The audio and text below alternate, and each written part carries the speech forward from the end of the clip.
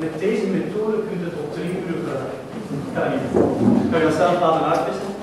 Mijn doelstelling voor vanavond is een korte samenvatting te geven van getting things done. Een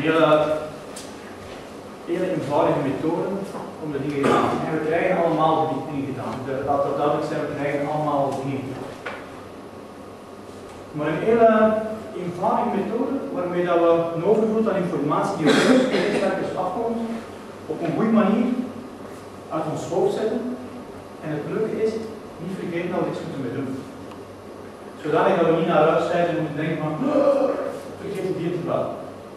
Dat we niet aan een document aan het werken zijn en denken van, oh, ik ben met dat document bezig, maar in feite zou ik iets anders moeten doen, dat zou kunnen niet. Zodanig dat je kunt gerust zijn dat je met de juiste dingen bent.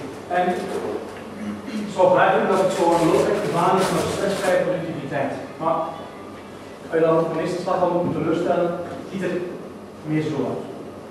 Het is een hele eenvoudige methode om uit te brengen, om toe te passen, is soms een ander partner.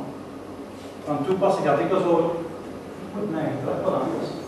En dat dan nu iets van de moeilijkste zaken zijn.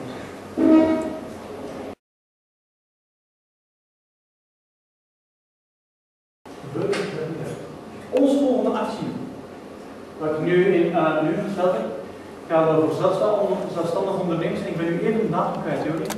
19 oktober. Ja, donderdag 19 oktober doen we een workshop in bureaus en gaan ook nog een uitnodiging krijgen.